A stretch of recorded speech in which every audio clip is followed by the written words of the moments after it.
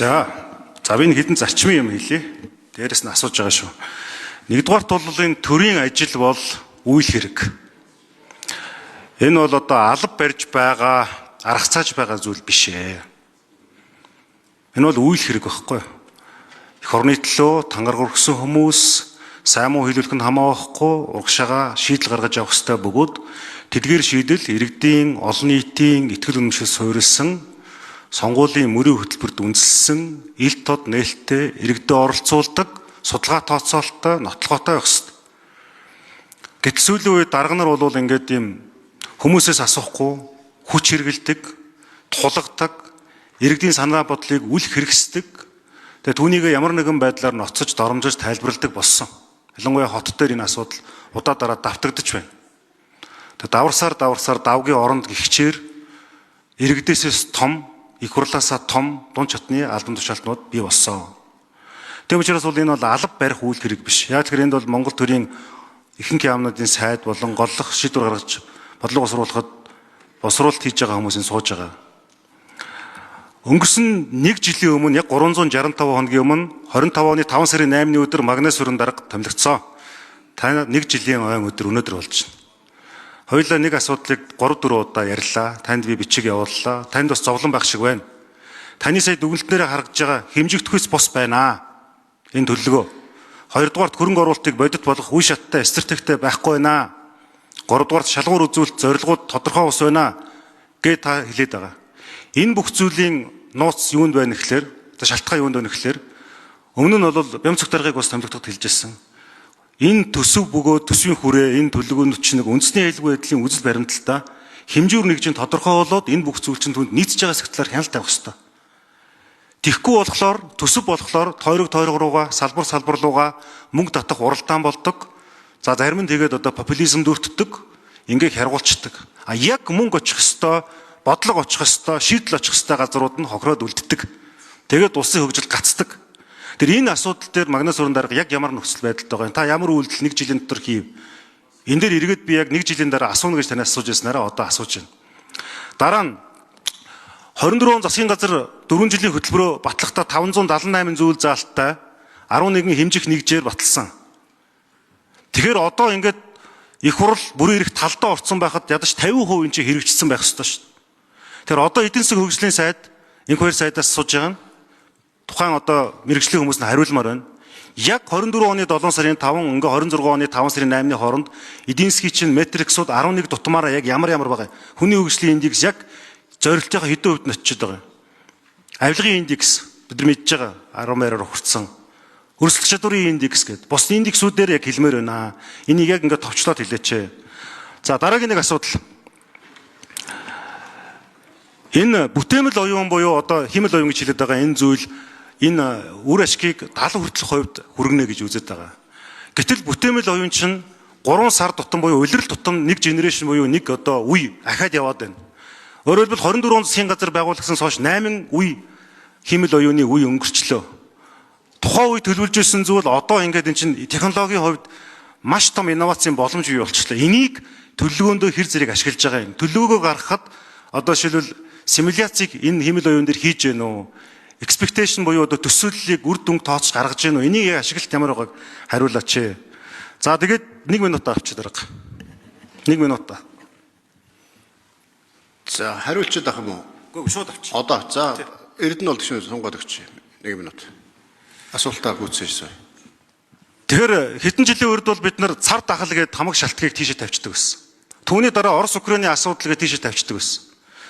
За одоо ярьж байгаа зүйл нь бол геополитикийн нөхцөл байдлаас болоод гэж ярьж байгаа. За нөгөө алтны үнч гэдэг юм уу ингээд олон юм ярьж байгаа. Тэгэхээр яг одоо энэ олон улсад өрнөд байгаа нөхцөл байдлыг эдийн засгийн хэмжих нэгжүүдээр үзэх юм бол хичнээн хувь яг өнөөдрийн нөхцөл байдалд нөлөөлөд байгаа юм бэ. Өөрөөр хэлбэл энэ геополитикийн асуудал ба эдийн засгийн энэ versus буюу одоо уялдааг нь та нар яг тодорхойлж өгөөч. Ингэхдээ үндэсний сөрөн дэвсгэрлэх чадвар, үндэсний сөрөн дэвсгэрлэх чадах гэсэн энэ зорилт чинь эдийн засгтайгаа яаж уялдаж байгаа юм бэ? Энийг төлөвлөгөөндөө юу гэж тусгасан юм бэ? Ард иргэд бол одоо махны үнэл ярьж шít. Бодитоогоор нөхцөл байдал хүнд байна. Хариултаа аваад дахиад нэг тодруулга ирэхээ адилъя. За Магнас руу дарга эхлээд хариулъя. Үндэсний аудитын газрын дарга ажлын хэсэг 3 дугаар микрофон. Эрдэнэ улд гишүүний асуултанд хариулъя.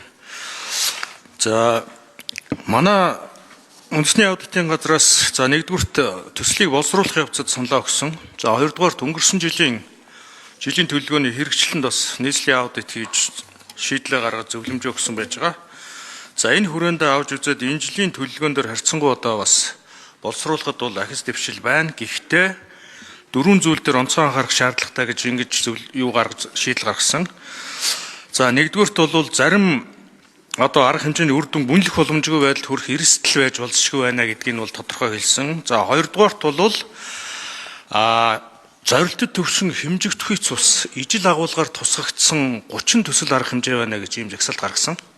Тухайлах юм бол одоо юу гэдэг хүний эрх хэрэгчлөөний хамгаалтыг сайжруулна гэд сүр төвшин 84, зорилттой төвшин бас 84 гэдэг ингээд ижил агуулгаар ингээд бас 30 арга хэмжээ тавьчихад байна. Энийг хилцүүлгийн шатандаа бас анхаарч үзээч. Хэмжигдэхүйц болгоё гэсэн ийм юу хэлсэн. За дээр нь бол төр хувийн хэмжлийн түвшлэр хэрэгжүүлэх төслүүдэд судалгаа тооцоод эренбилж одоо оруулах нь зүйтэй. Энэ хуулийн заасан шалгуур үзүүлэлтээ сайтар баримтлая, зарчмаа баримтлая гэдгийг хэлсэн. За мөн одоо төсөл хөтөлбөрийн санхүүжилт хэрэгжилтийн нөхцөл үр өгөөжийг наривчиж энэ хөрөнгө оруулалтыг үе шатаагаар хэрэгжүүлэх стратеги одоо эренбилж ингэж одоо авч үзэх нь зүйтэй гэсэн ийм байдлаар хэлсэн байж байгаа. За таны ярьдаг нөгөө нэг том шалгуур үзүүлэлт бол нөгөө үндэсний аюулгүй байдлын үзэл баримтлалд одоо хэрхэн нийцсэн бэ гэдэг энэ асуудал байж байгаа. За миний хувьд бол одоо өнөөдөр жилийн хугацаанд за аюулгүй байдлын ажлын албатай би хэд удаа холбогдсон, бичиг заасаа нэлээд солилцож, мэдээлэлээ солилцсон. За одоогор бол яг ажиллаж байгаа учраас би 6 сарын 10-нд одоо засгийн газрын санхүүгийн нэгдсэн тайланд төсвийн гүйцэтгэл орж ирэх үед бол энэ асуудал тодорхой болоод одоо юмнууд энэ чиглэлээр хийгд ороод ирэх болов гэсэн ийм одоо урьдчилсан хариултыг танд өгөхийг өгье. Баярлалаа. Ер нь бол бас үндэсний аюулгүй үзэл баримтлалтаас нийцэх ёстой. Гэхдээ үндэсний аудитын газар нийцлийн аудит хийх бас төрийн бодлогын бичих баримтуудтай нийцэж чинь үгүй гэдээ үзэх үүрэгтэй шүү дээ. Санхүүгийн аудит, гүйцэтгэлийн аудитаас гадна. Тэгэхээр тэр бол боломжтой байна. Боломжгүй бол тэгээд хууль санаачлалд хэдүүлээ. Эрдэнэ улд шүү.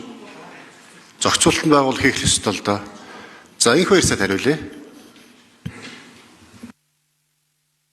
За 5 жилийн үндсэн чиглэлний 516 индекс үндсэн шалгуур үзүүлэлтийг ашиглаж тооцоол гаргаж байгаа. За 24 онд эдийн засаг 5% өслөө, 25 онд 6.8% өссөн доктортой байна.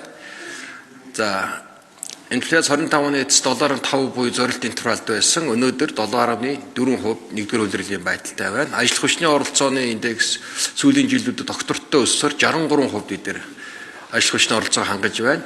За үндэсний нэгдмэл үнд зүйлс индекс 40% байгааг 52%, байгаль орчны гүйцэтгэлийн индекс 25-нд $30.2 оноотой байгааг бид нэр 27-40 онд хүрэх ийм зорилттой ажиллаж байна. Хүний хөгжлийн индекс 25 онд 0.756-г 27 онд 0.781 хүнд хүргэн. Засаглалын үзүүлэлт 25 онд 114-р байрт эргэлж байгаа бол 27 онд 7 байраар ахиулна. За эдийн засгийн үзүүлэлтүүд сүүлийн 2 жилд ажиллах доктортой гарч байна.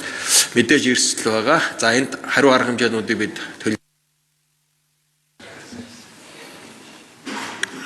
За энх хоёр сая асуултаа дуусгая. Хариултаа. за багтахгүй байна минутанд. Дээрээс нь энэ сая эрсдлийг тооцож ингэж. Гол эрсдэл бол нефт бүтээгдэхүүн байна. Энэ Ормозын хоолой, Орос Украин дантай холбоотойгоор 100% манайх импортоор хангаж байгаа нефт бүтээгдэхүүн үнийн өсөлттэй холбоотойгоор эдийн засгийн суур үн инфляц нөлөөллүүд үүсэж байна. Дагаад хүнс ийм бордоо тесрэх бодисгээд манай гол суур үн тогтдог одоо нөлөөлдөг бүтээгдэхүүнүүд импортын хамаарал өндөр байна. За ингээд эн чинь нэг баррел нефт яаж өсөхтэй холбоотойгоор бид дандаа нөлөөллүүдийн тооцож байгаа. Өнөөдрийн төвшөнд бол нэг баррел нефт ингээд 110-аас 120 төвшөнд байхад инфляц нэг 2.5 тоннд хүрэх юм эрсдэл бодиттой байна. За энэний эсрэг бид нэр хариу арга хэмжээнүүдийг одоо үе шаттай авч хэрэгжүүлж байна. Нефтийн нийлүүлэлтийг доктордох, үнийг одоо жилийн одоо гэрээ хийх, за мөн инфляц нөлөөлж байгаа хүнсний одоо бүтээгдэхүүний энэ жилийн хаврын тариалтыг одоо хямд үнээр